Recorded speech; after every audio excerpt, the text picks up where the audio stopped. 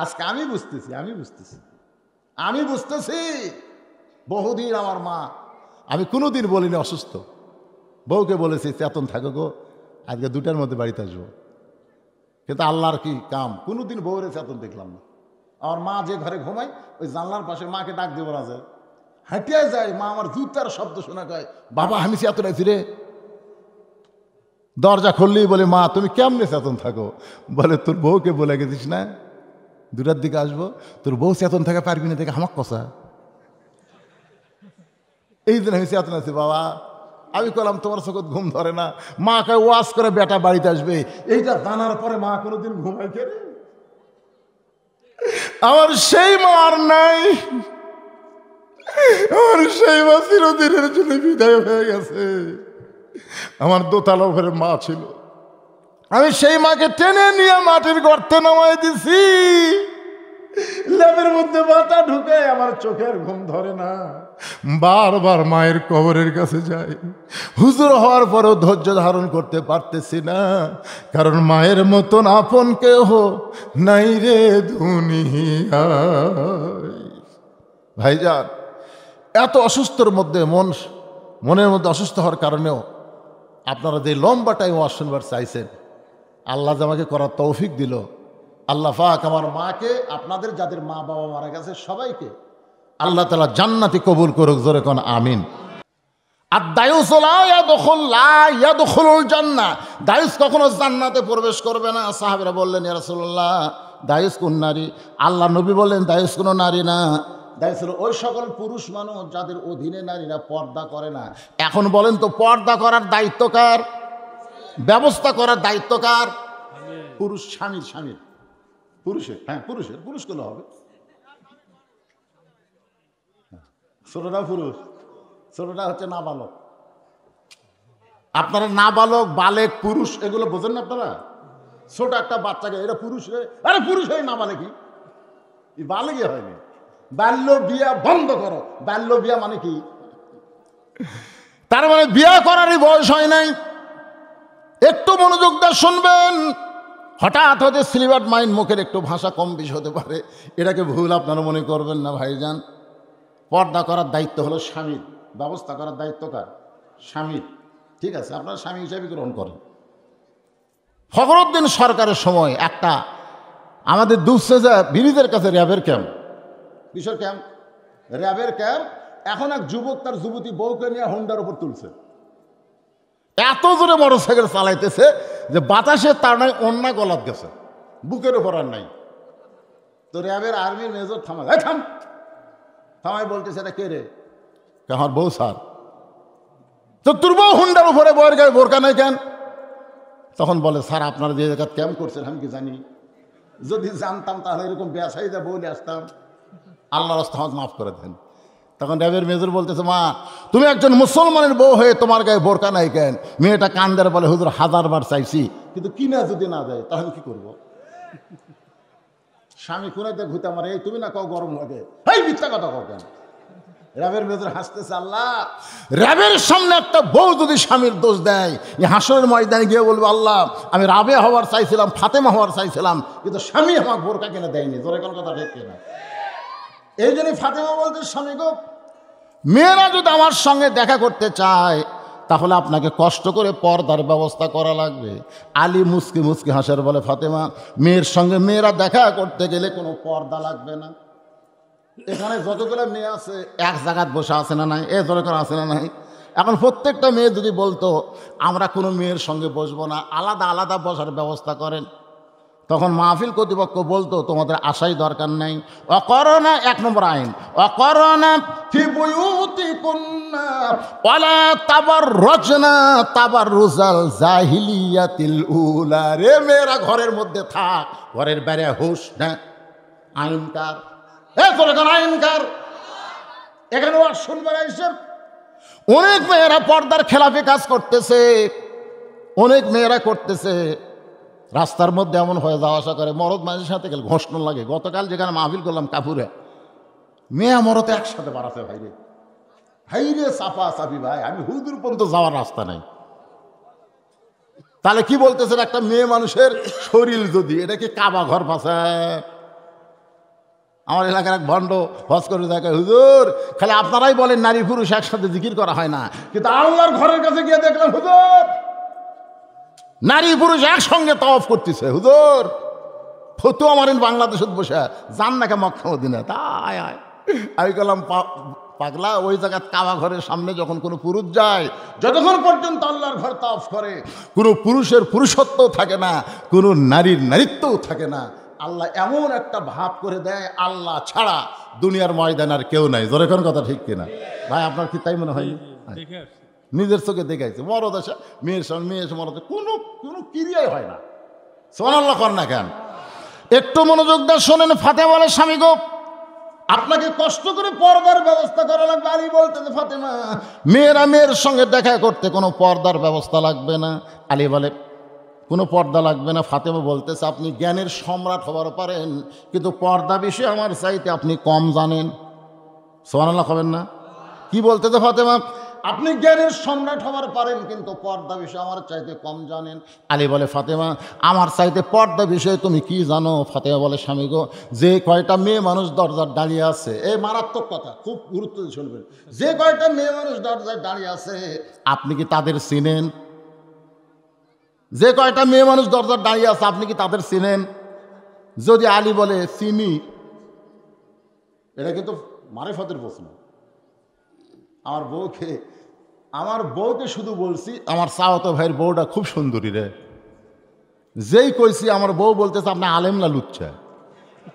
আমি বললাম কেন? বলে আপনার চাওয়াতো ভাইয়ের বউ সুন্দরী, এইটা আপনি আলেম হয়ে কেমনে দেখলেন?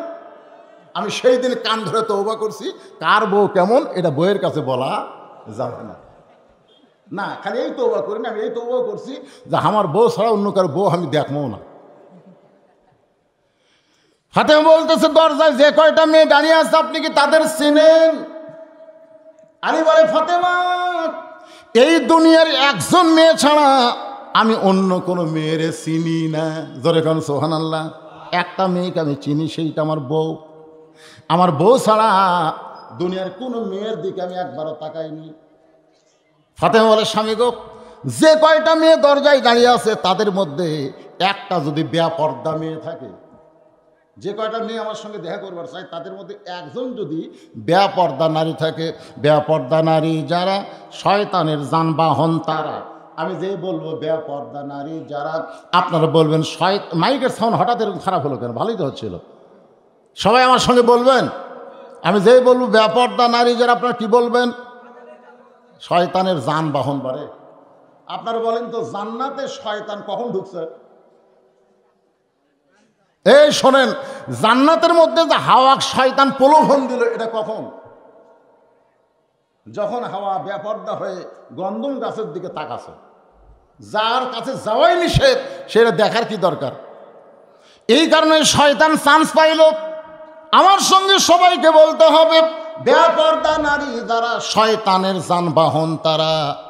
ফাতেমা বলে, স্বামী গো একটা মেয়ে যদি বেপরদা থাকে আর বেপরদা মেয়ে যদি ওই মেয়েদের সঙ্গে এসে আমাকে যদি দেখে, আমার নাকের সাইজ কেমন, আমার মুখের সাইজ কেমন, আমার দাঁতের সাইজ কেমন, এই কথাগুলো যদি বেপরদা নারী পরপুরুষের কাছে বলে দেয়, তাহলে ফাতেমা পর্দার মধ্যে থাইকা লাভটা কি? ফাতেমা বেপরদা হয়ে গেল একটা বেপরদা নারীর কারণে। মেয়েরাই কিন্তু বাইরে এসে স্বামীর সঙ্গে গল্প করে, আমরা অমুকের বেটার বউ দেখলাম সেই সুন্দরী। তাহলে একটা কী রকম চেহারা জানো? তার নাকটা খালি তত্তরা, চোখ সেই রকম। পুরুষ কই করে আমি না দেখলে কি হবে? তুই তো দেখছিস। ফাতেমা বলে, স্বামী গো সারা জীবন পর্দার মধ্যে থাকলাম, মনে আছে কি নাই আব্দুল কাদের জিলানী রহমতুল্লাহ আলাইহি যখন জান্নাতুল বাকি জিয়ারত করতেছেন, এমন সব মুরিদ বলতেছে, হুজুর হুজুর আপনি চোখ বন্ধ করলে গোটা পৃথিবীর খবর জানেন। হুজুর একটু চোখ বন্ধ করে দেখেন তো মা ফাতেমার কবর কোন জায়গায়। আব্দুল কাদের জিলানী ধমক দিয়ে বললেন, এই পাগল, চোখ বন্ধ করলে গোটা পৃথিবীর খবর জানি, এই কথা তোরে কে বলছে? আল্লাহ আমাকে এত যোগ্যতা দান করেছে, চোখ বন্ধ করার সঙ্গে সঙ্গে আল্লাহর আরশ পর্যন্ত আমি দেখতে পাই। সুবহানাল্লাহ না কেন? যালিকা ফাদলুল্লাহি ইউতিহি মাইয়াশা আল্লাহু যুল ফাদলিল আযীম। আল্লাহর আরশ পর্যন্ত দেখতে পায়। মুরিদরা খুশি হয়ে বলে, হুজুর তাহলে তার কোনো সমস্যাই নাই। আপনি একটু দেখেন তো এই জান্নাতুল বাকির কোন জায়গায় মা ফাতেমার কবর। আব্দুল কাদের বললেন, রে মুরিদেরা, জান্নাতুল বাকির মধ্যে মা ফাতেমার কবর আছে, কিন্তু কবরটা কোন জায়গায় এটা কিয়ামত পর্যন্ত দুনিয়ার কেউ বলতে পারবে না। মুরিদরা বলে, হুজুর জান্নাতুল বাকির মধ্যে ফাতেমার কবর, কিন্তু কবরটা কোন জায়গায় এটা কিয়ামত পর্যন্ত কেন বলতে পারবে না? আব্দুল কাদের জিলানী বললেন, আমার মা ফাতেমা হলো জোহরা। মা ফাতেমা কি? জহুরা। একটা সবাই বলেন, মা ফাতেমার ডিগ্রি কি? মুরিদরা বলে, হুজুর এই জহুরা মানে কি? আব্দুল কাদের জিলানী বললেন, এই জহুরা মানে কি শুনবার চাও তাহলে শোনো। গভীর রাত্রে ফাতেমা হযরত আলীকে বুকের মধ্যে নিয়া ছোট বাচ্চার মতন কাঁদতেস। আলী বলে, ফাতেমা এই গভীর রাত্রে স্বামী স্ত্রী মহব্বত করব, সে মহব্বত না করে কান্দ কেন? ফাতেমা বলে, স্বামী গো, আমার কান্দার কারণ হলো আল্লাহ তাআলা গভীর রাত্রে আমাকে মৃত্যু দিবে। আমার পর্দাকে আল্লাহ কবুল করেছে, এই কারণেই পর্দার ভিতরে আল্লাহ তাআলা আমার মৃত্যু দিবে। যেই মরার খবর শুনছে সঙ্গে সঙ্গে হযরত আলী গাছের গোড়া কাটলে গাছটা যেমন পড়ে যায় সেইভাবে পড়ে গেলেন ঘরের মাজায়। মা ফাতেমার স্বামীর মাথাটা উরাতের মধ্যে নিয়ে বলে, স্বামী গো, আপনি আসাদুল্লাহিল গালিব হইয়া, আপনি আনা ইলমে মাদিনাতুন আলী ও বাবা হইয়া এমন করে আপনি কান্দেন কেন? আপনি হলেন জ্ঞানের জ্ঞানী, বীরের বীর।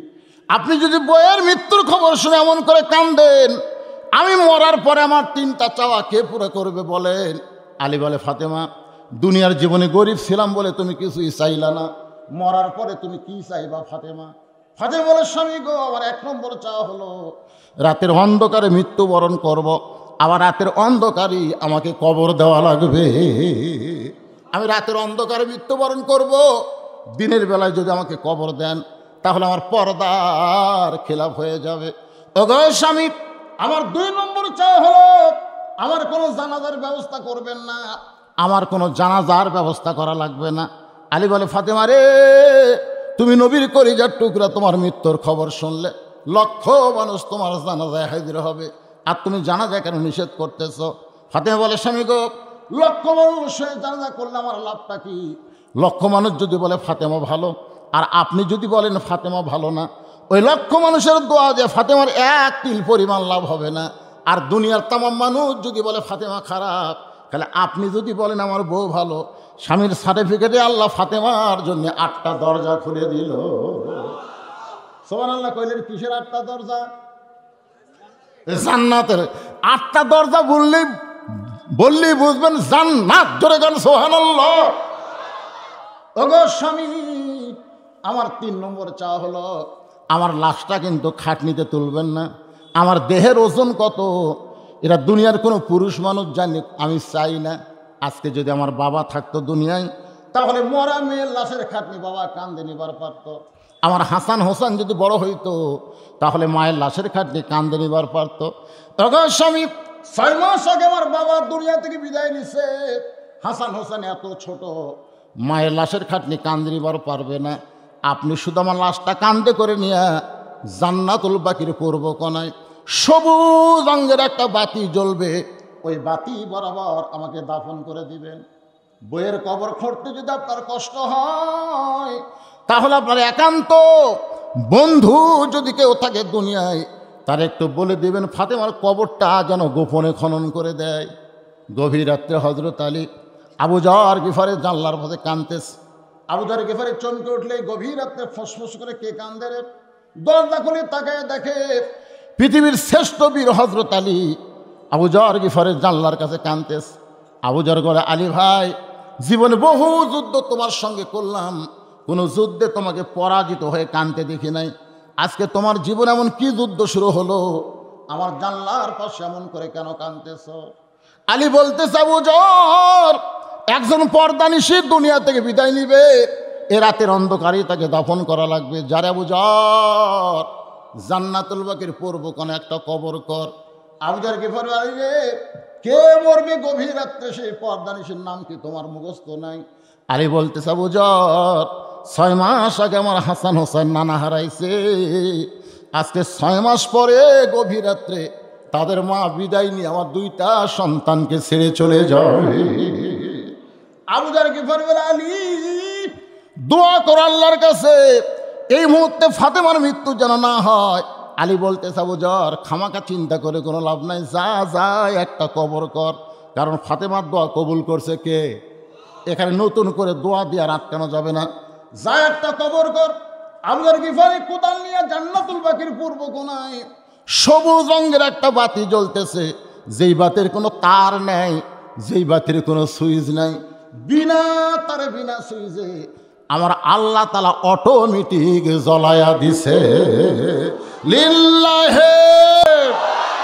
তাহলে চিন্তা করেন, কবরে জানলা নাই, দরজা নাই, কবরে কোনো আলো বাতাস ঢোকার ব্যবস্থা নাই, কিন্তু ইমানের নূর নিয়ে যদি কবরে আপনি যাইতে পারেন, আপনার ইমানের নূরটাই আপনার কবরে আলো দেবে। জোরে কোন কথা ঠিক কিনা? আর আমল পুরুষের জন্য 1 নম্বর কি? মনে ভুলে গেছে। আপনি জানেন কবরে যাওয়ার পরে প্রথম প্রশ্নই হবে মান রব্বুকা। প্রথম প্রশ্ন কি? মান রব্বুকা প্রশ্ন হবে। আপনাকে ওটা লাগবে না, উত্তর দেওয়ার জন্য আপনাকে কিছুই করা লাগবে না। আপনি সারা জীবন যে নামাজ পড়ছেন, ওই নামাজে আপনার পক্ষে দাঁড়িয়ে বলবে, এই মুনকির নাকি, কাকে রব সম্পর্কে প্রশ্ন করতেছিস? কাকে? একটা আরামের ঘুম দিছে, ডিস্টার্ব করিস। মুনকির নাকির বলতে, তুমি কে? বলে, আমি ওর নামাজ। তুমি জানো মুনকির নাকি সারা জীবনে কয় ওয়াক্ত নামাজ পড়ছে? 10 বছর থেকে 70 বছর পর্যন্ত 5 ওয়াক্ত নামাজ পড়ছে। হিসাব করতে কয় ওয়াক্ত হয়? মুনকির নাকির আমার কাছে তো ক্যালকুলেটার, এই ক্যালকুলেটার নাই তো মান রব্বুকা প্রশ্ন করিস। মসজিদে ঢুকেই এই লোকটা আলহামদুলিল্লাহ রাব্বিল আলামিন বলে হাত বাঁধছে, সূরা ফাতিহা শুরু করছে, রুকুত গিয়ে সুবহান রাব্বিল আযীম, সেজদায় গিয়ে সুবহান রাব্বিল আলা। বল সারা জীবনে কতবার রব রব করছে? সেই রব রব স্বীকার করে কেবল এসে কবরে একটা আরামের ঘুম দিছে, আবার প্রশ্ন করিস মান রব্বুকা। মুখ নাকি আল্লাহ তোমার বান্দাকে মান রব্বুকা প্রশ্ন করলে নামাজ যে খেপা খেপছে, আল্লাহ কাই যে নামাজ যে কবর আইছে তার মান রব্বুকার প্রশ্নের উত্তর হয়ে গেছে। তোরে কেন সুবহানাল্লাহ। আর যারা নামাজ না পড়ে কবরে যাচ্ছেন, তার কি খবর কি? আবু যার গিফারি তাকে দেখে অলৌকিক ভাবে একটা বাতি জ্বলতেছে, যেই বাতির কোনো তার নাই, যেই বাতির কোনো সুইচ নাই, বিনা তারে বিনা সুইচে আমার আল্লাহ জ্বলায়া দিছে। ওই বাতির তলায় গিয়া তাকায় দেখে বাতির আলোটা গোলাকার হয়ে পড়ে নাই, 4 কোণা হয়ে আলোটা পড়েছে। ওই আলোর মধ্যে আবু যার গিফারি কোদাল দিয়া কবর খুঁড়তেছে আর বলতেছে, ও কবর, তুই কি বলতে পারিস এই গভীর রাত্রে আমি কবর খুঁড়তে কেন আসলাম? কবর রে, তুই কি জানিস তোর মধ্যে এমন একজন মহিষী নারীকে দাফন করা হবে, আল্লাহ নবীর মেয়ে হওয়ার পরেও নবী তাকে মা হিসাবে সম্মান দিয়েছে। সুবহানাল্লাহ কন্যা কেন? আল্লাহ নবীর কে? ফাতেমা নবীর কে? মেয়ে। জোরে গান, ফাতেমা নবীর কে? কিন্তু হাদিস শরীফ পড়ে দেখেন, আল্লাহ রাসূল একদিন সাহাবীর সামনে বলতেছে, আল্লাহ আমাকে 3টা মেয়ে দিছে। আল্লাহ আমাকে হাসান হোসেন বসে আছে, আর তাদের সামনে নবী বলতেছে, আল্লাহ আমাকে 3টা মেয়ে দিছে। সাহাবীরা বললেন, হুজুর আপনার মেয়ে 3টা কে? বলে কুলসুমা, রোকে আর জয়নাব। সাহাবীরা বলল, হুজুর আপনার মেয়েকে? বলে কুলসুমা, রোকে আর জয়নাব। হাসান হোসেন চিৎকারে বলে, না না, আমার মায়ের কথা কি তোমার মনে নাই? আল্লাহ রাসূল 2 নাতিকে বুকের মধ্যে নিয়ে বলতেছে, পাগলা ফাতেমা তোদেরও যা আমারও তাই। জোরে করেন সুবহানাল্লাহ। নবী বুঝাই দিলেন, ফাতেমা আমার মেয়ে না, ফাতেমা আমার মা। নবী মেয়েকে মায়ের মতন সম্মান করতেন। জিজ্ঞেস করা হলো, হুজুর ফাতেমাকে আপনি মায়ের মতো সম্মান করেন কেন? আল্লাহ রাসূল বললেন, তাহলে শোনো, তায়েফের ময়দান থেকে রক্তমাখা শরীর নিয়ে আমি যখন মক্কাত ফিরে আসলাম, মক্কাতে আসার পরে ওই সময় আমার 4টা মেয়ে ছিল। 3টা মেয়ে ঘরের মধ্যে ঢুকে আমাকে বলতেছে, বাবা তায়েফবাসীরা বড় নিষ্ঠুর বাবা, এত পাথর আপনাকে মারছে, গোটা দেহ দিয়ে রক্ত পড়তেছে, এই কষ্ট আপনি কেমনে সহ্য করবেন? রাসূল বলতেছে, সাহাবীরা রে, 3টা মেয়ে মেয়ের মতন কথা বলে যখন চলে যায়, এমন সময় আমার মেয়ে ফাতেমা ঘরের মধ্যে ঢুকি দরজা বন্ধ করে দেয়। আমি রাসূল বললাম, ফাতেমা দরজা বন্ধ করলি কেন?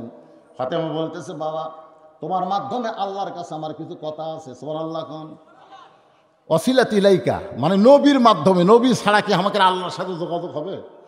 এই জন্য সবাই আমার সঙ্গে বলেন, উপায় নাই রে, উপায় নাই রে, উপায় নাই, নবী বিনে আল্লাহ পাওয়ার উপায় নাই। ফাতেমা বলতেছে, বাবা তোমার মাধ্যমে আল্লাহর সঙ্গে আমার কিছু কথা আছে, দরজা বন্ধ করে। ধরে কোন কি বন্ধ করে? রাসূল বলে, দরজা বন্ধ করলি কেন? বলে, তোমার আল্লাহর গুমুর ফাঁস হয়ে যাবি, এটা দুনিয়ার মানুষ জানুক, এটা আমি ফাতেমা চাই না। রাসূল বলে, ইমনি হক পাথর মারা যে কষ্ট দিছে, তুই আবার কি করার চাস? ফাতেমা বলে, বাবা ইব্রাহিম নবীর জন্যে আল্লাহ যদি নমরুদের আগুনের চুলা শান্তির বাগান বানার পারে, মুসা নবীর জন্যে আল্লাহ দরিয়াকে যদি রাস্তা বানাবার পারে, তাহলে আমার বাবার জন্য তায়েফের পাথর আল্লাহ তুলা বানাবার পারল না কেন? একজন আমাকে বলতে, হুজুর কাবা ঘর ধ্বংস করতে আসলো আব্রাহা বাদশা, আল্লাহ আবাবিল পাখি দিয়ে আব্রাহা বাদশাকে ধ্বংস করে দিল। আজকে কাবা ঘরের মতোই তো বাইতুল মুকাদ্দাস, আর সেই বাইতুল মুকাদ্দাস ইসরায়েলি ইহুদিরা দখল করতেছে। আল্লাহকে এখন ঘুম পাড়তিছে? আমি বললাম, তুই বেঈমান হয়ে গেছিস, কারণ একজনের ঘুম নাই, তিনি কে? কথা পায় না। সূরা আপনারা আয়াতুল কুরসি পড়েন না? আয়াতুল কুরসির মধ্যে কি আছে? সিনা তাও, সিনা তাও। কে রে, 5 ওয়াক্ত নামাজের পরে 5 বার আয়াতুল কুরসি পড়লে আল্লাহ তাকে 5টা পুরস্কার দিবে। সাহাবের বললেন, হুজুর কি পুরস্কার? রাসূলের 1 নম্বর পুরস্কার হলো ঈমানের সাথে তার মৃত্যু হবে। 2 নম্বর পুরস্কার হলো তার কবরে কোনো কষ্ট হবে না, তার প্রশ্নের উত্তর আল্লাহ সহজ করে দিবে। 3 নম্বর পুরস্কার হলো হাসরের ময়দানে আল্লাহ তাকে বিনা হিসেবে জান্নাত দিবে। 4 নম্বর পুরস্কার হলো বীজ আকারে ফুলসিরাত পাড়ি দিয়ে চিরস্থায়ীভাবে জান্নাতুল ফেরদাউসে তারা জায়গা পাবে। তাহলে সে আয়াতুল কুরসি মুখস্থ করার দরকার আছে না নাই? আয়াতুল কুরসির মধ্যে আছে সিনা তাও ওলা নাও, আল্লাহর ঘুম তো দূরের কথা, তন্দ্রাও নেই। আপনি কি ঘুমই পাচ্ছেন নাকি? এখানে গল্প হচ্ছে, আল্লাহর ঘুমও নাই, তন্দ্রাও নাই। একবার মুসা আলাইহিস সালাম তুর পর্বতের কিনারে গিয়ে বলতেছে, আল্লাহ একলা একলা বসে থাকো, তোমার ঘুম ধরে না? আল্লাহ কয়, তোর কি মনে হয়? না কিছু মনে হয় না, তাই বলতেছি। আল্লাহ বলে, মুসা 1 গ্লাস পানি নিয়ে যা। মুসা 1 গ্লাস পানি নিয়ে আইছে, আসা দাঁড়া আছে। আল্লাহ কয়, ঘুম মুসাক ধর। ঘুম আসা মুসাক ধরছে, গিলাস পড়া ভেঙে গেছে। আল্লাহ কয়, মুসা পানির খবর কি? তুমি জানো না আমার ঘুম আসা? কতক্ষণ পানি নিয়ে দাঁড়ায় থাকবো? ঘুম ধরে পড়ে গেছে। আল্লাহ কয়, মুসা রে, ঘুমের কারণে 1 গ্লাস পানি কন্ট্রোল করবার পারলি না, তাহলে আমি আল্লাহর যদি ঘুম থাকতো, কুল কায়নাত কেমনে কন্ট্রোল থাকতো? জোরে কোন কথা ঠিক কি না?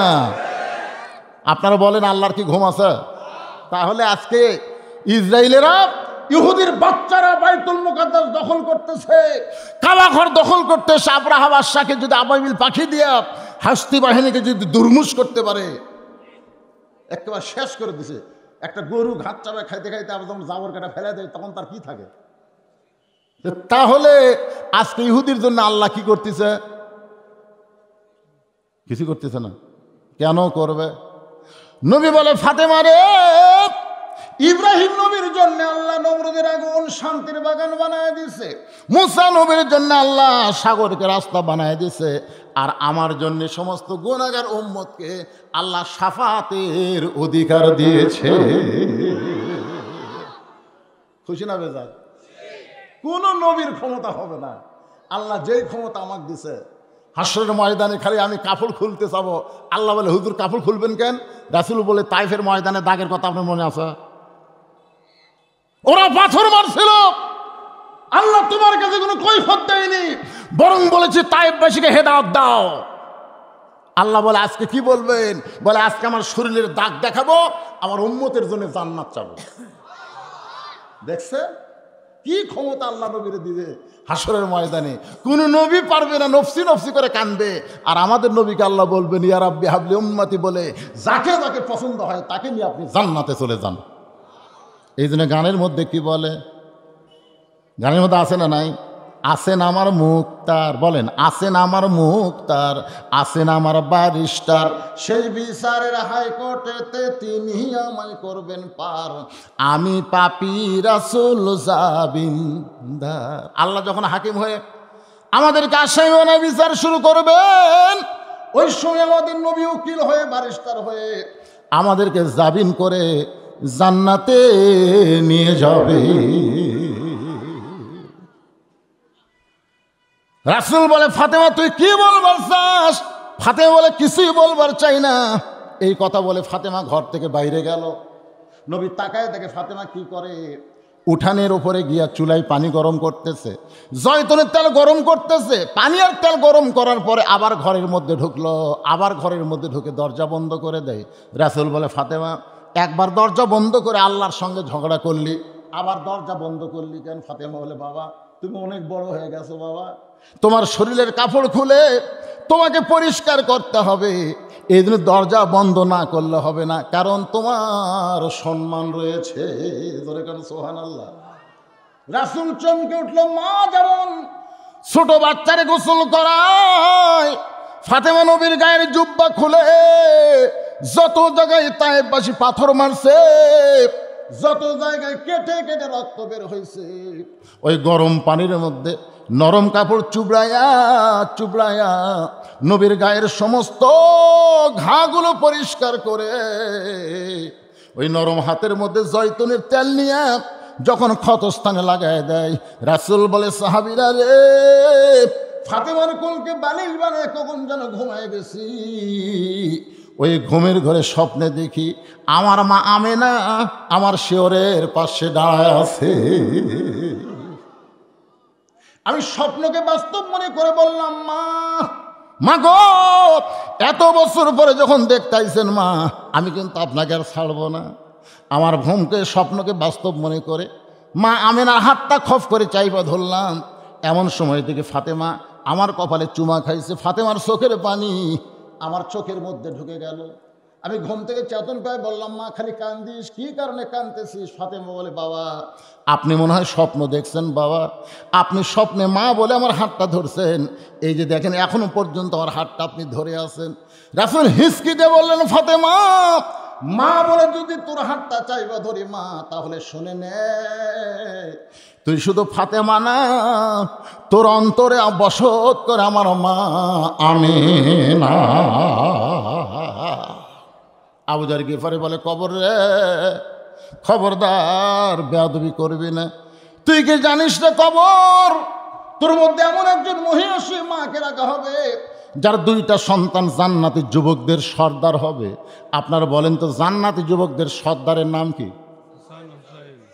এখনকার ছেলেরা বলেন না কেন মেসি আর নেইমার? এই ছেলেরা কম মেসি নেইমার। আপনারা জানেন, এই যুবকেরা তোমরা জানো, এইবার মেসি ইসরায়েলি ইহুদিকে কত টাকা দিয়েছে তোমরা জানো?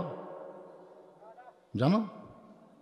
রাত জেগে যার খেলা দেখো, বাংলাদেশের টাকায় 10,000 কোটির বেশি টাকা ফিলিস্তিনে না দিয়ে দিছে ইসরায়েল। হাই রে, কার খেলা দেখো, কার জার্সি গাও দাও, কার পতাকা তোমাদের ঘরে টাঙ্গাও। জান্নাতি যুবকদের সর্দার হলো হাসান আর হোসাইন। ধরে কান সুবহানাল্লাহ। আচ্ছা, যুবকদের সর্দার যদি হাসান হোসাইন হয়, তাহলে বুড়াকের সর্দারকে? এই যে এই দিকটা কে ধরে কত কি কইলা? মাশাআল্লাহ। তার মানে বোঝা গেল জান্নাতে কোনো বুড়াই থাকবি না। তার মানে সমস্ত জান্নাতের সর্দারের নাম কি? কথা কয় না। আপনার এই খুদ্বার মধ্যে শোনেননি? ইমাম সাহেবকে আপন করে এত বছর মিথ্যা শোনাচ্ছে।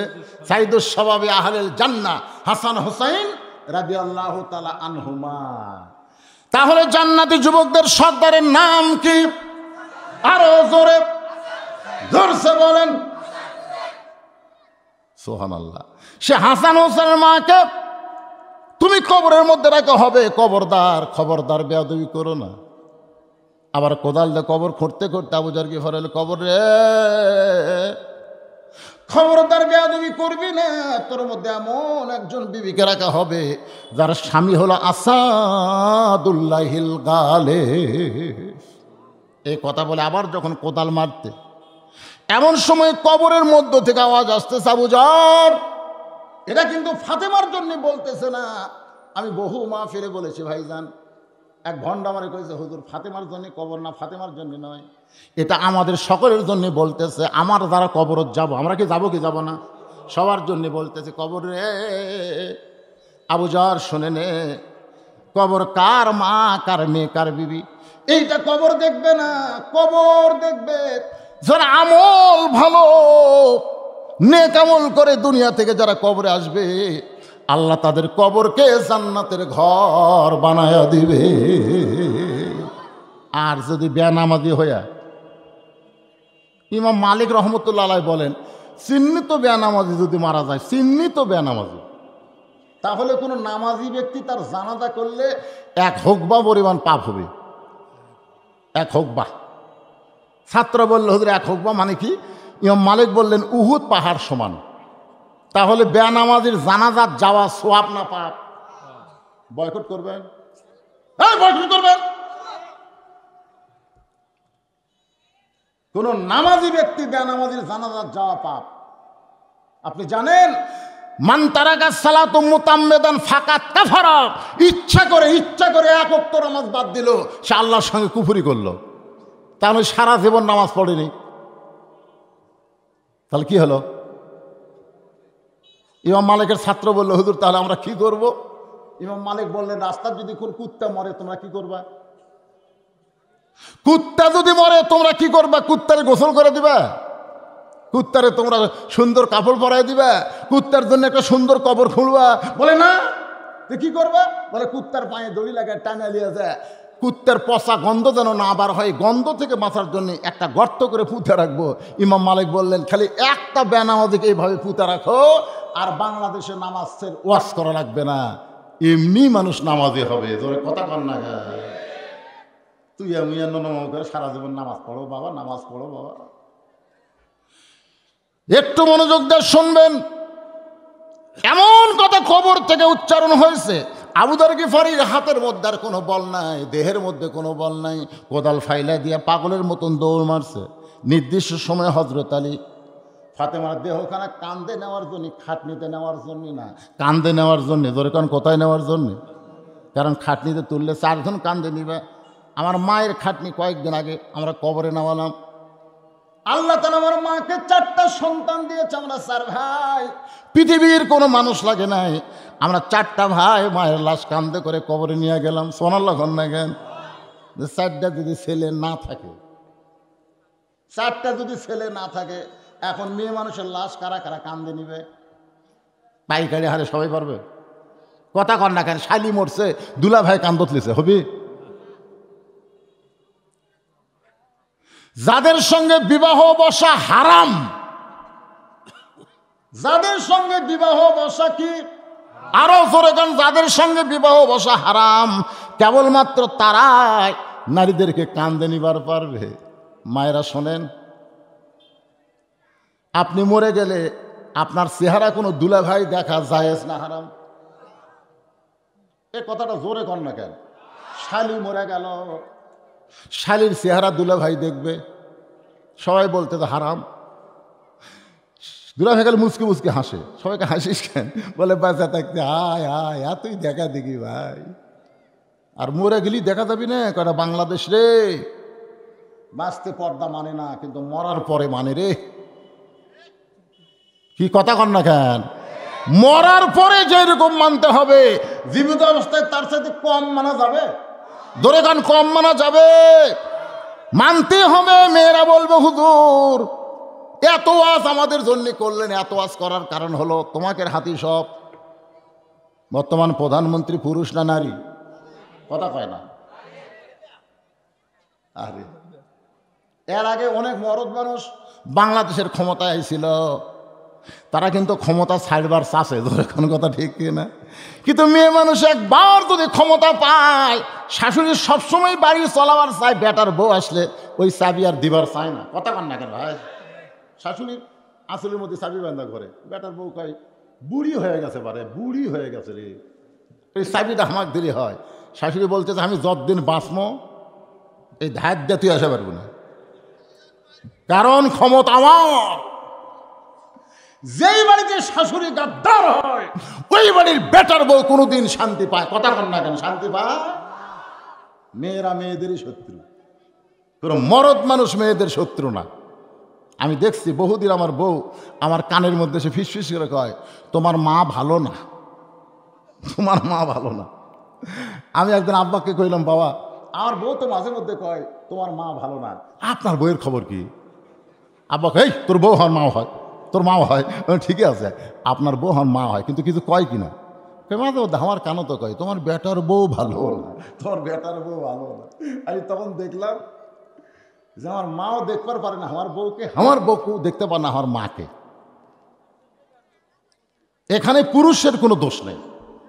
আজকে বাংলাদেশে যত অঘটন ঘটতেছে, যত অন্যায় অপকর্ম চলতেছে, অধিকাংশ হলো নারীর কারণে। কথা কন না কেন ভাই, কথা কন না কেন? আজকে বুঝবার পারতেছে না, পরে বুঝবেন, কিন্তু তখন বুঝার কোনো কাম হবে না। আমার মায়ের একটু পর্দার অন্তরাল থেকে ভালো করে শোনেন মা। হযরত আলী ঘরের মধ্যে ঢুইকা দেখে ফাতেমা নিজে নিজেই গোসল করেছে। মরার পরে যে গোসল, এই গোসলটা ফাতেমা মরার আগেই করছে। সুবহানাল্লাহ। কারণ দুনিয়ার কোনো মেয়ে মানুষ ফাতেমার দেহ দেখুক এটাও ফাতেমা চায়নি। ফাতেমা নিজে নিজে কাফনের কাপড় পরেছে, তারে কেউ কাফনের কাপড় পরায় দেখ এটাও ফাতেমা পছন্দ করে নাই, বরং নিজে গোসল করে নিজে কাফনের কাপড় পরে বাদান শুধু মুখ আর দুইটা হাত বের করে রাখছে। শুধু মুখ আর দুইটা হাত বের করা রাখার কারণ হলো তার দুই পাশে দুইটা সন্তানকে ফাতেমা আদর করে করে ঘুমায় দিছে। কারণ এই দুইটা সন্তান যদি না ঘুমায় যায় তাহলে গোপনে কবর দেওয়া বড় কঠিন হবে। জোরে কোন কথা ঠিক কিনা? হযরত আলী তাকায় দেখে ডান পাশে হাসান ঘুমায় গেছে, বাম পাশে হোসেন ঘুমায় গেছে। এখন কি করবে? নির্দিষ্ট সময়ে, আবার বেশি দেরি করলে সূর্য উদয় হবে, বইয়ের চাহিদা পুরা করা যাবে না। এই জন্য হযরত আলী হাসানের বুক থেকে ডান হাত কানা টান দিয়া, হোসেনের বুক থেকে বাম হাত কানা টান দিয়া এই দুইটা হাত কাপড়ের মধ্যে ঢুকায় দিয়া কাপড়ের কাপড় মাথায় বাঁধে আলী কান্দে করে জান্নাতুল বাকির পূর্ব কোনায় আবু জর কবর ছাইরা দে, আবু জর কবর ছাইরা দে। আলী বলার আগে আল্লাহ তাআলা আবু জরকে কবর থেকে সরাইয়া দিছে। জোরে করে সুবহানাল্লাহ। চারিদিকে তাকায় দেখে কেউ নাই। আবু জরকে ঘরে গেল কোন জায়গায়? কোথায় গেল আবু জরকে ফারি? কবরের কাছে গিয়া দেখে আর্ধেক কবর খনন হয়েছে, পুরাপুরি কবর খনন হয় নাই। পুরুষ মানুষের জন্যে কবর পর্যন্ত কবর খুনলে হবে, হাঁটু পর্যন্ত খুনলে হবে, কিন্তু মেয়েদের জন্য বুক পর্যন্ত কবর খোলা লাগবে। ধরে কোন ঠিক কি না? আপনার বোঝেন না? পুরুষ মানুষের নাভি পর্যন্ত, নাভি পর্যন্ত কবরটা নিচু করলে দোপা, তাকে আমাকে বগুড়াতে কয় দোপা, আপনার কি কন? দোপা করা লাগবে। আর নারীর জন্যে কথা কয় না রে, বুক পর্যন্ত দোপা করতে হবে। এখনো পুরোপুরি কবর খুঁড়তে পারে নাই। হযরত আলী ফাতেমাকে কান্দে নিয়ে ডানা হাত দিয়ে কোদাল দিয়ে কবর খোঁড়ে নিজেই ফাতেমাকে দাফন করলেন।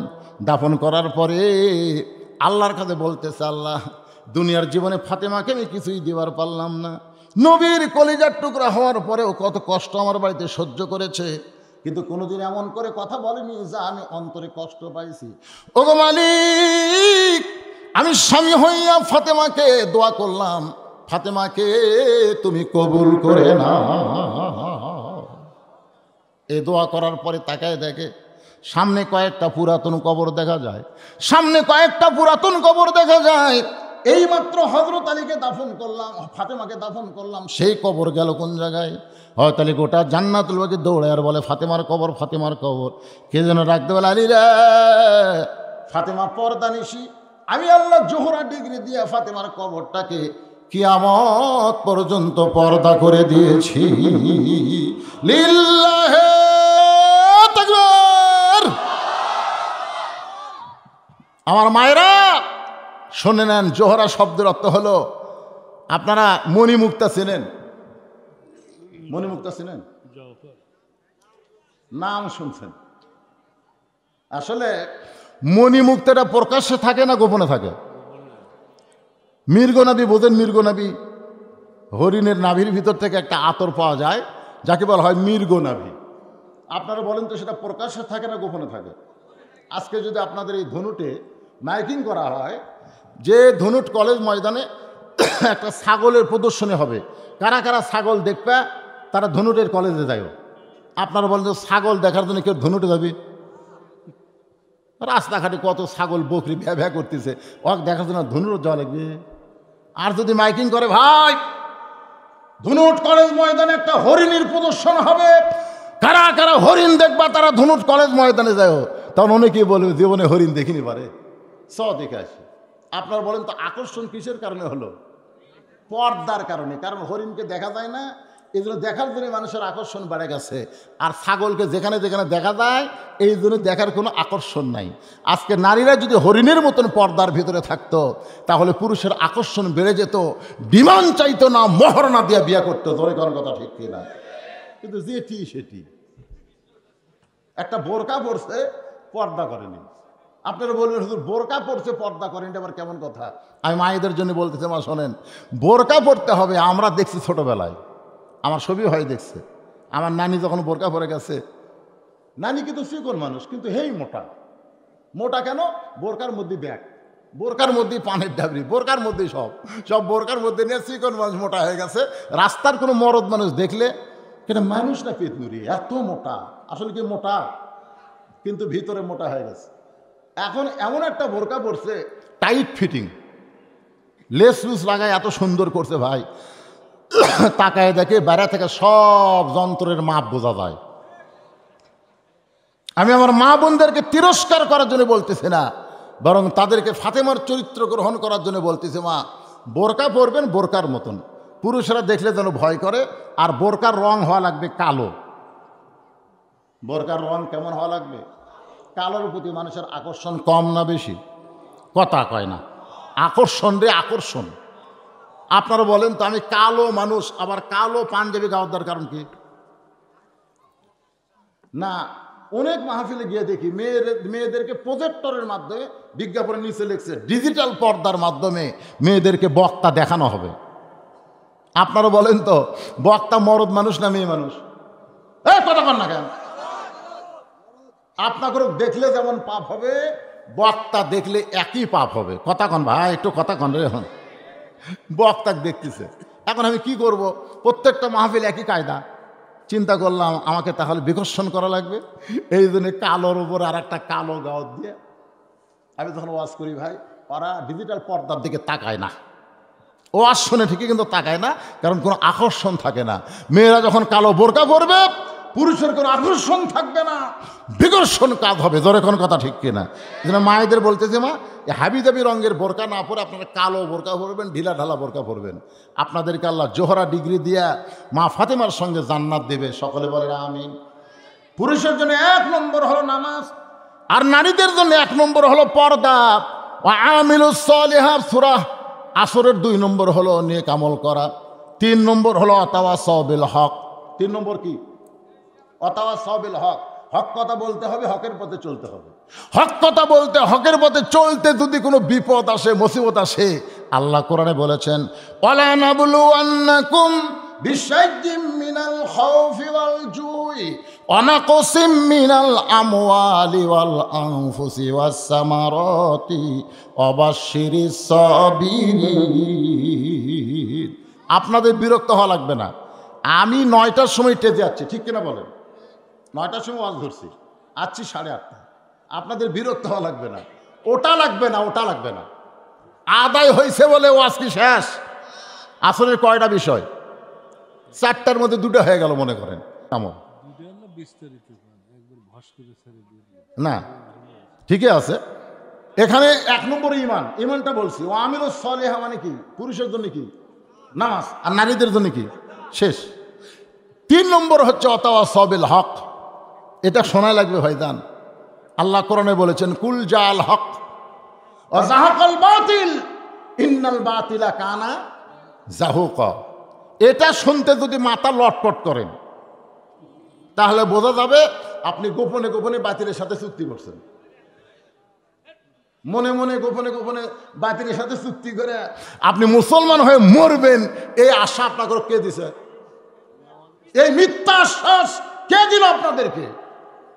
আল্লাহ বলেছেন, আল্লাহ কোরআনে বলেছেন, লা তামুতুন্না ইল্লা ওয়া আনতুম মুসলিমুন। মুসলমান না হয়ে তোমরা মরো না। আমাদের সকলের সামনে মৃত্যু আছে না নাই? যদি থাকে তাহলে এই 2টা বিষয় একটু মনোযোগ দিয়ে শুনবেন। একটা হলো মামুনুল হক, আর একটা হলো সাকিব খান। একটা হলো মামুনুল হক, মামুনুল, আর একটা হলো সাকিব খান। মামুনুল হক বউলিয়া ধরা পড়লে সাংবাদিক বলে তোর কাবিন আছে, আর সাকিব খান বিয়া ছাড়াই বাচ্চা জন্ম দেয়।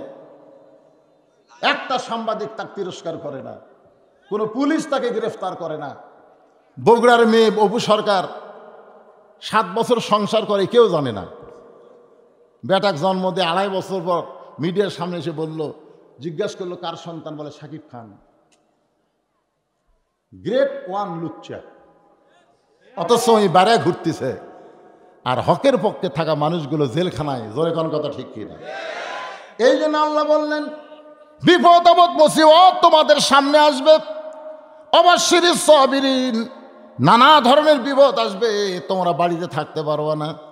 বাড়ি করছো দোতলা, আলুর বাগুলের মধ্যে তোমাকে থাকা লাগবে। তুমি বাড়ি করছো বাসার মধ্যে, তোমাকে থাকতে হবে। চোর ডাকাত সিনা টান করে ঘুরবে, আর ভালো মানুষগুলো ভয়ে ভয়ে থাকবে। ধরে কোন কথা ঠিক কি না?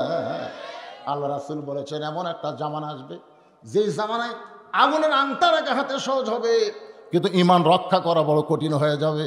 যে জামানায় মূর্খ মানুষ নেতা হবে, হিরো আলমের মতন মানুষ ভোটে দাঁড়াচ্ছে। জোরে কোন কথা ঠিক, কথা কন না কেন ভাই? হিরো আলমকে, এই হিরো আলমকে, বগুড়ার হোক আর যেখানে হোক, হিরো আলম তো ভোট দাঁড়ায়। নেতা হওয়ার চাই, এমপি হওয়ার চাই, ভোট পাইলে টিওনো ওসি সাহেবরা চিন্তা করে এমন মানুষকে আমরা সার কেমনে কব। এটাই হলো কিয়ামতের নমুনা। সিটার বাটপারেরা নেতা হবে, আর ভালো মানুষগুলো সব কোণঠাসা হয়ে থাকবে। অথবা সবিল হক, হক কথা বলতে হবে। এই হক কথা বলতে বলতে যদি ফাঁসির মঞ্চেও যাওয়া লাগে, তাও মুসলমানকে যেতে হবে। হক পথে থাকার কারণে আজকে ফিলিস্তিনে মুসলমানকে ইসরায়েলরা হত্যা করতেছে। জোরকান কথা ঠিক কিনা? ওরা যদি বলতো ভাই আবু তালেবের মতন, যদি বলতো মোতালেবের, আব্দুল মোত্তালেবের জন্য যেমন মোত্তালেব যেমন বলেছিল কাবা তোমাকে ধ্বংস করার আসতেছে, আমি করার কিছু নাই, কাবার মালিক কাবাকে রক্ষা করবে। ফিলিস্তিনের মুসলমান কি তাই কইছে? তাই কইছে আল্লাহর ঘর আল্লাহ রক্ষা করবি রে, আমরা যে বন্ধু মুখে না। বাতিলের সঙ্গে আপোষ না করার কারণে এ পর্যন্ত 26,000 নিরীহ ফিলিস্তিনিদেরকে তারা হত্যা করছে। তার মধ্যে শিশুরাই হচ্ছে 14,000, ছোট ছোট বাচ্চারাই হলো 14,000, নারীরা হচ্ছে 6,000। 14 আর 6 কত হয়? 20,000। আর এই যুবক পুরুষ সৈন্য সব মিলে 6,000। ছোট বাচ্চাদেরকে হত্যা করার পিছনে কারণ কি? ছোট বাচ্চারা বেগুনা মাসুম, আর তাদের করা হত্যা করতেছে। বুঝতেছেন? আগামী জেনারেশন হলো ইসলামের জেনারেশন। জোরে কোন সুবহানাল্লাহ। ইহুদিরা বুঝবার পারছে, এ কারণে ছোট ছোট বাচ্চারা যেন ভবিষ্যতে মুজাহিদ হতে না পারে। কারণ ফিলিস্তিনে একজন মা বলেছে, পৃথিবীর মায়েরা সন্তান জন্ম দেয়, আর ফিলিস্তিনের মায়েরা একটা করে মুজাহিদের জন্ম দেয়। জোরে কোন সুবহানাল্লাহ। আমরা আমাদের মায়েরা কি জন্ম দেয়? সন্তান। আর ফিলিস্তিনে মুজাহিদ জন্ম দেয়। 8 বছর 9 বছরের বাচ্চারা পাথর নিয়ে ইহুদি সৈন্যকে মারতে গেছে। ইহুদি সৈন্য গুলি করেছে, ওরা দুনিয়া থেকে বিদায় নিছে। এখন মা জানবার পরে তার সন্তান শহীদ হয়ে গেছে। এখন কপালে চুমা দিয়ে আল্লাহর শুকরিয়া আদায় করে বলতেছেন, ওয়ালা তাকুলু লিমান ইউকতালু ফি সাবিলিল্লাহি আমওয়াতুন বাল আহইয়াউ ওয়ালাকিন লা তাশউরুন। যত বিপদই হোক, যত কষ্টই হোক, এরপরেও আল্লাহর কোরআনের পথে কারা কারা থাকবেন? আল্লাহকে একটু হাত তুলে দেখান তো দেখি। 2 হাত টান টান করে তুলবেন। লিল্লাহি তাকবীর। হাত নামান। দরকার হলে জীবন দিব, কিন্তু ঈমান, দরকার হলে জীবন যাবে, কিন্তু আল্লাহ রাসূলকে ছাড়া যাবে। সবাই বলেন, দরকার হলো জীবন দিব, মরা লাগবেই। মাইকেল জ্যাকসন 10 জন বিশেষজ্ঞ ডাক্তারকে সেট করছিল, 150 বছর বাঁচবে। বাংলাদেশের টাকায় প্রতি মাসে 200 থেকে 250 কোটি টাকা বেতন। এরকম 10 জন ডাক্তার বিশেষজ্ঞ, বিশ্বের শ্রেষ্ঠ ডাক্তারকে সেট করছে, হাড়ের ডাক্তার। চোখের ডাক্তার, কিডনির ডাক্তার, রক্তের ডাক্তার 10টা, কিন্তু 49 বছরই মরে গেল। তার মানে বোঝা গেল আপনি যত চেষ্টা করেন আপনি বাঁচতে পারবেন না, কিন্তু আপনি ঈমান নিয়ে মরতে পারবেন একটা কথার উপরে। আজকে যারা বলবে দরকার হলে জীবন দেব, কিন্তু কোনো কিছুর বিনিময়ে আল্লাহ রাসূল ছাড়ব, তাহলে এই কথাটা বলে দেন, আল্লাহ তাআলা আপনার ভিতরে এমন একটা ঈমান দিবে, এর চাইতে দামি হক কথার দুনিয়াতে নাই। জোরে কোন কথা ঠিক কি না? আল্লাহর বান্দারা, হকের পথে চলতে গেলে বিপদ আপদ যখন আসবে, আল্লাহ বলেছেন তাওয়াসসাবিস সবর, ধৈর্য ধারণ করা লাগবে, ধৈর্য ধারণ করে মোকাবেলা করা লাগবে। মোকাবেলা করার দরকার আছে না নাই? কখনো দৌড়াদৌড়ি করা লাগবে। মুসা বলতেছে, আল্লাহ ফেরাউন দলবল নিয়ে আমাকে ঘিরে ধরেছে, আমি কি করব? আল্লাহ কয় দৌড়ে, আল্লাহকে দৌড়তে। মুসা বলতেছে, আল্লাহ তোমার কলেমার দাওয়াত দিয়েছে, আমি যদি দৌড়াই আর এরা যদি আমাকে ধাবড়ায়, তাহলে জনগণ কি করবে? জনগণ বলবে আল্লাহর শক্তি নাই রে। দেখে ফেরাউনের গ্রুপ কি হারে মুসারে ধাবড়ায়। আল্লাহ কয়, মুসা ধৈর্য ধরে একটু দৌড়া রে, জাগা মতো মার হবে। ধরে কোন কথা ঠিক কিনা? জাগা মতো মার হবে, এমন মার হবে যার বাঁচানোর কোনো শক্তি থাকবে। এই জন্য তাওয়াসসাবিস সবর, ধৈর্য ধারণের কথা সূরা আসরের শেষ পয়েন্টে আল্লাহ বলতেছেন। এই ধৈর্যটা কেমন? মায়ের পায়ের তলে সন্তানের জান্নাত। আপনারা বলেন তো, মায়ের পায়ের তলে সন্তানের জান্নাত আল্লাহ কেন বললেন? এই হাদিসটা রাসূল কেন বললেন? বাপের পায়ের তলে সন্তানের জান্নাত না দিয়ে মায়ের পায়ের তলে কেন দিলেন? মা জন্ম দিছে, বাবায় আনন্দে মাতিয়া সাগরে ভাসাইয়া সেই যে চইলা যায় খবর লয় না। মাজন ধরিয়ায় উদরে কতই কষ্ট করে, 10 মাস পরে পায় প্রসবের বেদনা। এমন কেউ হবে না আমার মা, মা গো। এখন সেই মায়ের প্রথম বাচ্চা হবে, পেটে বাচ্চা ধারণ করছে, বুঝবার পারে নাই, কিন্তু প্রসব একটা বেদনা আছে, সেটা কষ্ট না শান্তি? এত কষ্ট। আমি আমার বউরে কইছিলাম, প্রসব বেদনা যখন শুরু হয় তখন ব্যথা কোন জায়গাত করে? আমি মনে করছিলাম বাচ্চা নিচ দিয়ে আসবে, এই নিচের দিকে ব্যথা করে। আর বউ কয়, স্বামী গো, এটা আপনি মরদ মানুষ শুনে কি করবেন? বলে আমি বক্তা ওয়াজ করবো। আমার বউ কইল, ওই বাচ্চা যখন দুনিয়াতে আসতে চায় তখন মনে হয় বাচ্চা মায়ের কলিজার মধ্যে কামড় দেয়। এত কষ্ট। মা চিল্লায় বলে, মরে যাবো, বিষ খাবো, গলার দড়ি দিব, আর এই জীবন রাখবো না। এত কষ্ট আর সহ্য করা যায় না। দাদি নানি দৌড়ে গিয়া, দাদি নানি মানে কি? কয়েকবার জন্ম দিছে, তোর এখন ঠিক না? দাদি নানি বুঝতেছেন না? দৌড়ে গিয়া নরম কাপড় পানির মধ্যে চুবড়াইয়া কপালে দিয়া বলে, ধৈর্য ধর, কথা হয় সবে সবর, ধৈর্য ধর, ধৈর্য ধর, মা হবি, পায়ের তলে সন্তানের জান্নাত আল্লাহ দিবে। এইটা এমনি এমনি হবে না রে, ধৈর্য ধর। অনেক বোঝানোর পরে যখন কানবার চাই, দাদি বলতেছে দাঁতে কামড় দে, দাঁতের উপরে দাঁত দেখ, কামড় দে, কান্দিস না, চিল্লাস না, মানুষ তো দুর্নাম করবে। এখন এত কষ্ট, দাঁতের উপর দাঁত দে, মা ধৈর্য ধারণ করে, জীবন মনে হয় চলে যাবে। এই ধৈর্য ধরার কারণে এক সময় বাচ্চা প্যা করে কান্না দেয়, মা সাথে সাথে বেহুশ হয়ে যায়। মা যখন বেহুশ হয়ে গেছে, ওই বাচ্চাটারে গোসল করায়া পরিষ্কার করে এনে মায়ের বুকের উপর যখন দেয়, ওই বাচ্চার দেহের পরশে আল্লাহ তাআলা মায়ের হুঁশ ফিরাইয়া দেয়। মা তখন বাচ্চাকে মুখের কাছে নিয়ে একটা চুমা খাবার চাই। দাদি চিৎকার করে বলে, চুমা খাইস না, এর জন্যই গলার দড়ি দেবার চাইলি, এর জন্য বিষ খাবার চাইলি, এর জন্যই তুই মরার কামনা করলি, তার এবার চুমা খাস কেন? লাত্তি দিয়া ফেলে দে। মা বলে, দাদি নানি গো, কষ্টের পরে এমন শান্তি হবে। এই বাচ্চা যখন আমার বুকের উপরে উঠছে, আমি যখন হাতটা মুখের কাছে নেই, আমার প্রসব বেদনা সব আমি ভুলে গেছি। একটা বাচ্চা পাওয়ার পরে মা যেমন তার সমস্ত কষ্টের কথা ভুলে যায়, আজকে বাংলাদেশে হকের পক্ষে যারা কষ্ট করতেছে, আল্লাহ বলে ধৈর্য ধরে কর্ম কর, একদিন বাংলার আকাশে কলেমার পতাকা যখন উড়বে, আল্লাহর কোরআনের যখন বিজয় হবে, সন্তান বুকে পাইলে মা যেমন খুশি হয়, মুসলমানেরা তেমন খুশি হবে। তাহলে ধৈর্য ধরার দরকার আছে না নাই? অনেকের নাই। ওই তো আমি দেখলাম দরজাত, ওই যে ওদের শুরু করা খাড়া আছে, ওরা ধৈর্য ধরে দাঁড়িয়ে আছে। আর আপনাদের মধ্যে কিছু কিছু অধৈর্য।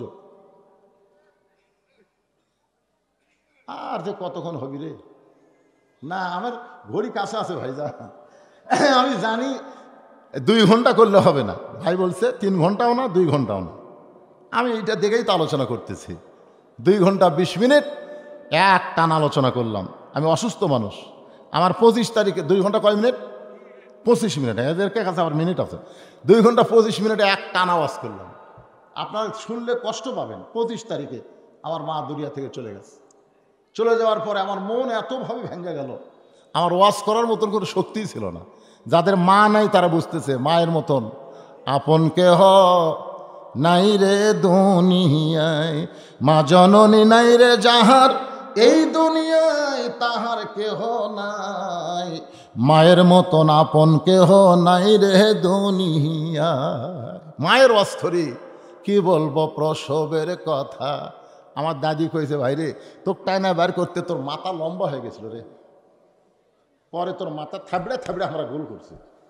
কি বলবো প্রসবের কথা, মা বিনে সেই ব্যথা কেউ তো বুঝিবে না, মাজন ঠেকিয়া সন্তানের দায়, অকালে মা মারা যায়, কেন সে মায়ের ভক্তি করবা না। আপনারা বলেন তো, আপনাদের কাছে শাশুড়ি ভালো না মা ভালো?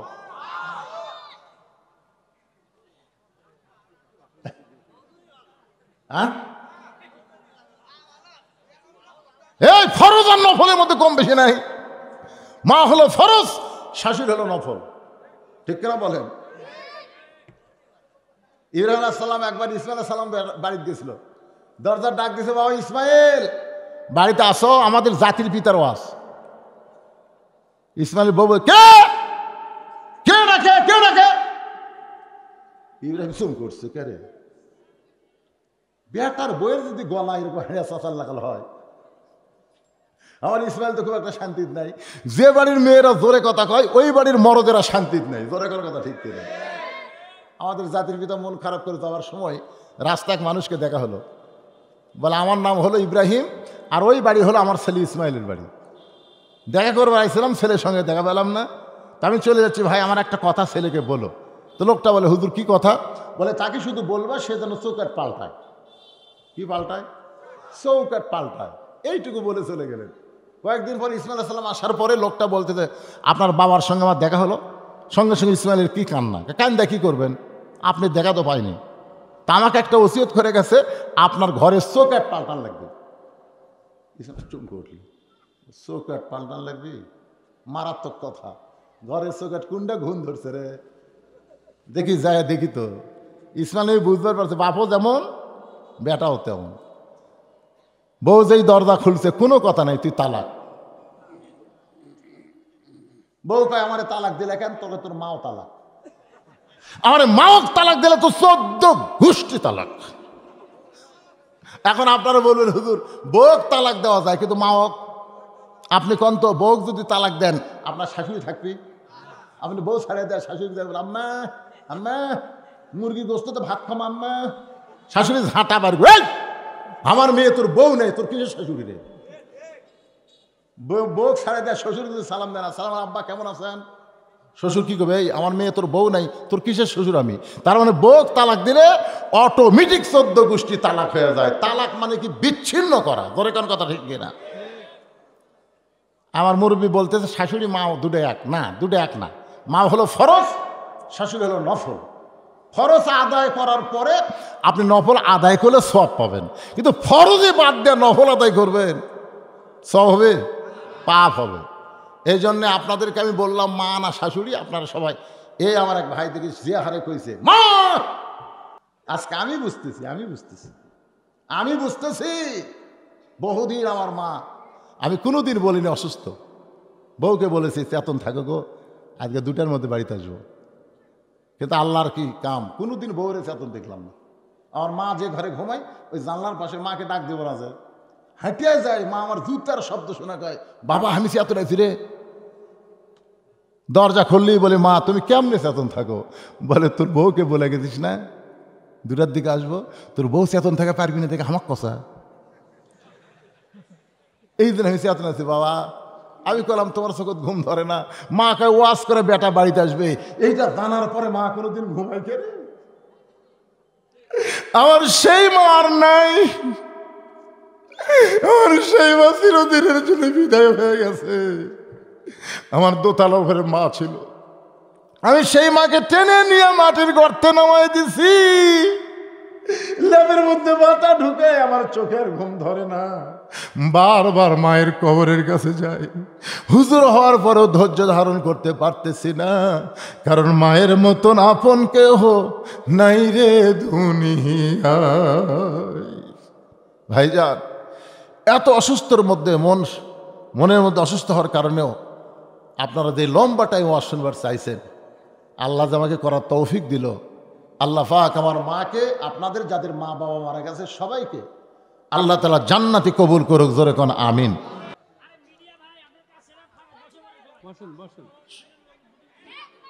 আপনারা কথাটা গুরুত্ব দিয়ে শুনবেন। ছোট্ট দেশ, মানুষ বেশি, আমরা হলাম বাংলাদেশি। আয়তন অনুযায়ী পৃথিবীর সবচাইতে ঘনবসতি দেশ হলো বাংলাদেশ। পৃথিবীর মানচিত্রে বাংলাদেশকে দেখাই যায় না, একটা আঙ্গুল রাখলে বাংলাদেশ কোথায় আর খোঁজা যায় না। সেই ছোট্ট দেশে 18 কোটি মানুষ বসবাস করে, আলহামদুলিল্লাহ বলেন। এরপরও 12 লক্ষ রোহিঙ্গা মুসলমানকে জায়গা কিন্তু আমরাই দিছি। এত ঘনবসতি হওয়ার পরেও কিন্তু জায়গা কে দিছে? বাংলাদেশ। জোরে বলেন কে? তাহলে রোহিঙ্গা মুসলমানকে জায়গা যদি আমরা দিতে পারি, যারা পিছনে দাঁড়িয়ে আছে ওরা কি রোহিঙ্গা? ওনারা তো আমাদেরই ভাই, ঠিক না? তাহলে ওনাদের বসতে দেওয়ার জন্য শীতের রাত একটু চাপাচাপি করলে অসুবিধা কি? হ্যাঁ, এই ফাঁকা জায়গাটা পুরা করে বসে।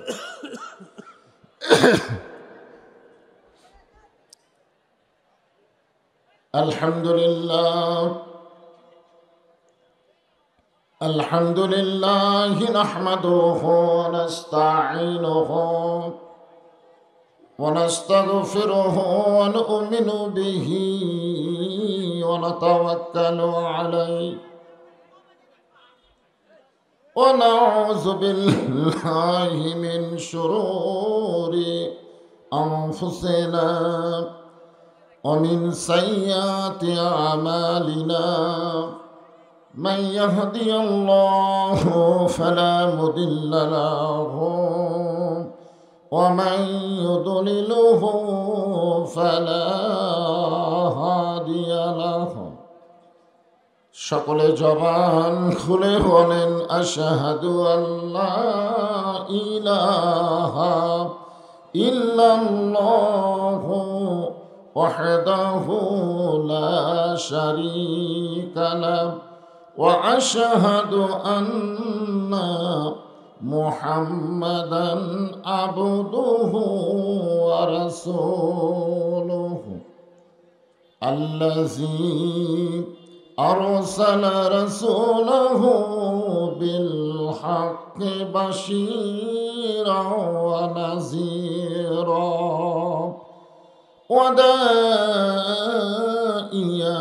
إلى الله بإذنه وسراجا منيرا فقد قال الله تعالى في كلامه المجيد والفرقان الحميد। জবান খুলে সকলে পড়েন আউযু বিল্লাহি মিনাশ শাইতানির রাজিম বিসমিল্লাহির রহমানির রহিম ওয়াল আসরি ইন্নাল ইনসানা লাফি খুসর ইল্লাল্লাযীনা আমানু وعملوا الصالحات وتواصوا بالحق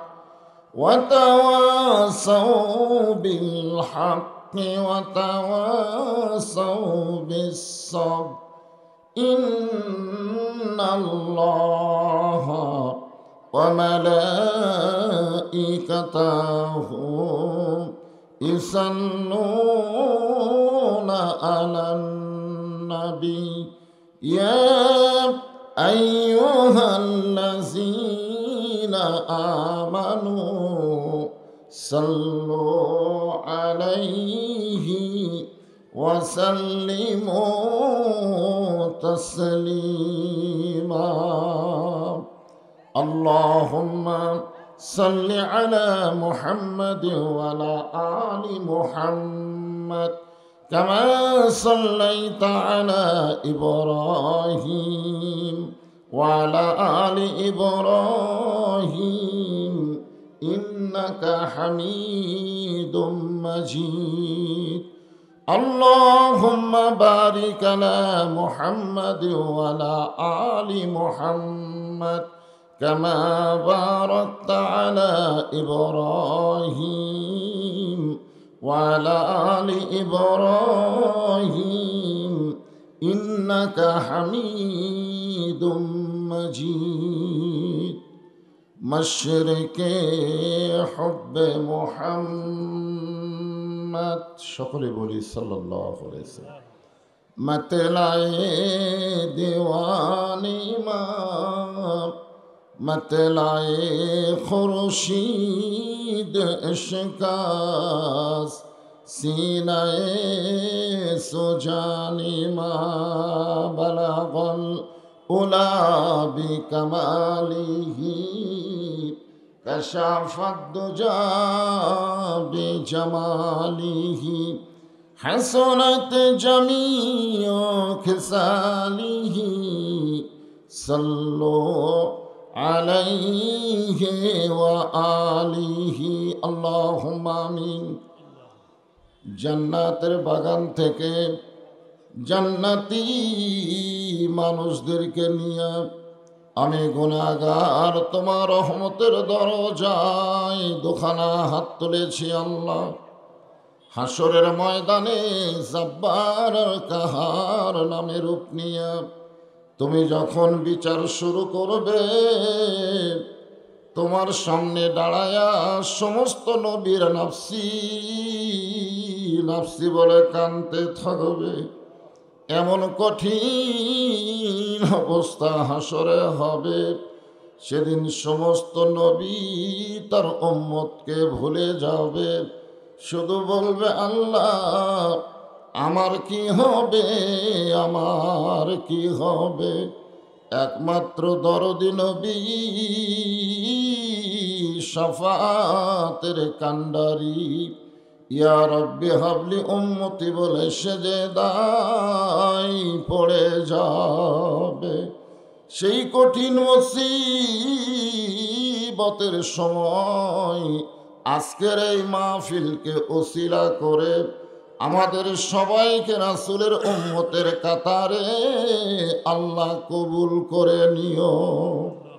সুবহান রাব্বিকা রাব্বিল ইজ্জাতি আম্মা ইয়াসিফুন ওয়া সালামুন আলাল মুরসালিন আলহামদুলিল্লাহি রাব্বিল আলামিন। লা ইলাহা ইল্লাল্লাহ।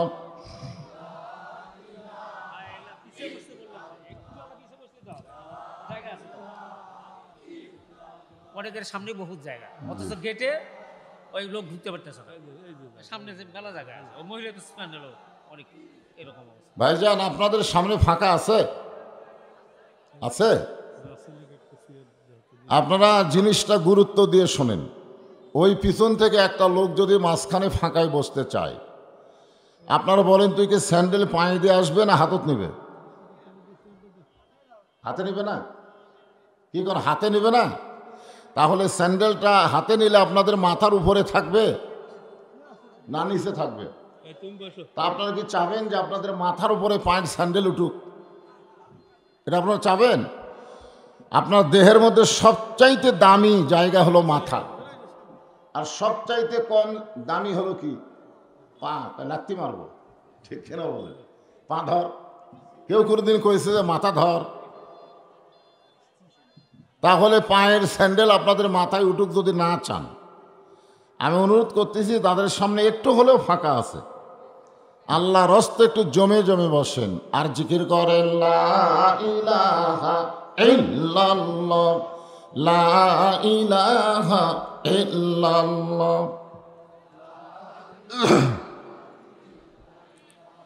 চাঁদ সূরজ আর গ্রহ তারা আল্লাহ নামের পাগল পারা। চাঁদ সূরজ আর গ্রহ তারা আল্লাহ নামের পাগল পারা।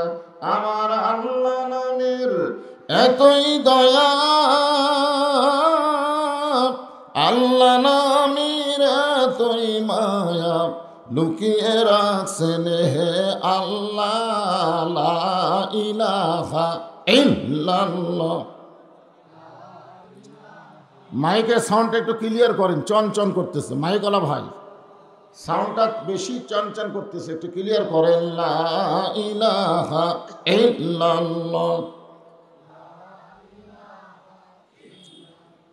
যার দিলে আছে আমার আল্লাহর ভয়। কার ভয়? অন্তর থেকে বলা লাগবে কার ভয়?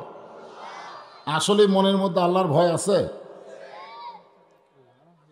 যার মনে আছে আল্লাহর ভয়, আল্লাহ আল্লাহ সব সময়, আহার নিদ্রা ভালো লাগে না, এই দুনিয়া ভালো লাগে না, ভালো লাগে শুধু আল্লাহ লা ইলাহা ইল্লাল্লাহ।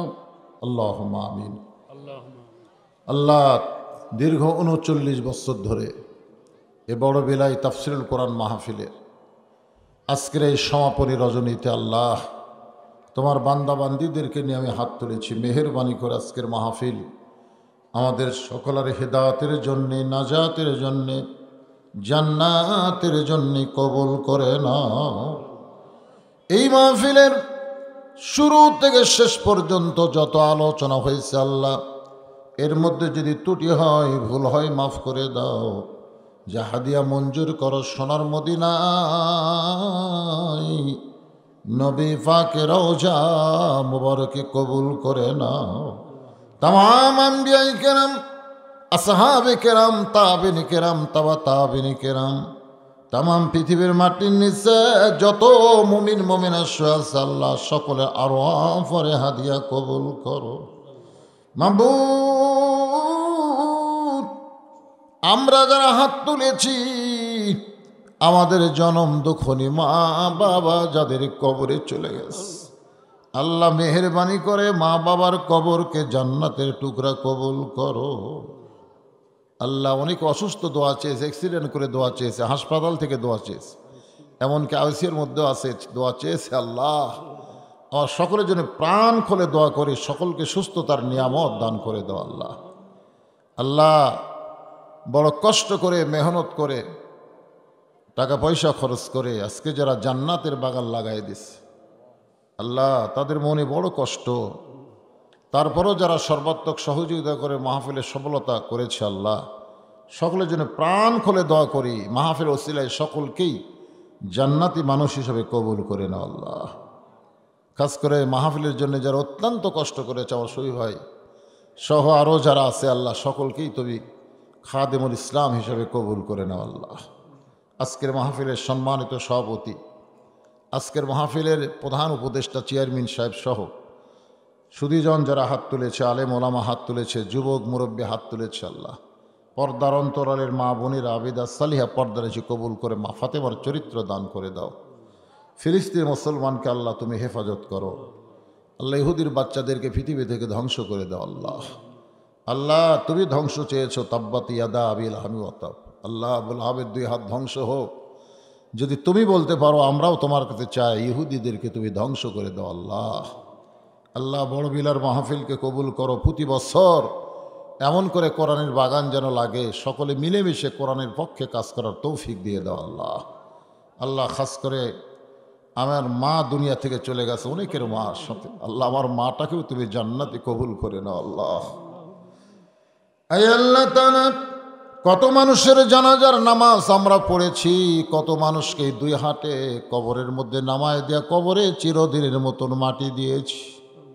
একদিন আমরা সবাই মরে যাব বাজান, সবাই আল্লাহর কাছে ফরিয়াদ করেন, আল্লাহ যেদিন আমাদের মৃত্যু হবে দিনটা যেন জুমার দিন হয়, দিনটা যেন সোমবার হয়, ইমানের সাথে ইজ্জতের সাথে, অথবা বাতিলের বিরুদ্ধে লড়াই করতে গিয়ে শাহাদতের পেয়ালা পান করে দুনিয়া থেকে বিদায় নেওয়ার তৌফিক দিয়ে দিও। অনেকে অনেকভাবে দোয়া চেয়েছে আল্লাহ, মায়েদের জন্যে, বাবাদের জন্যে, যুবকদের জন্যে।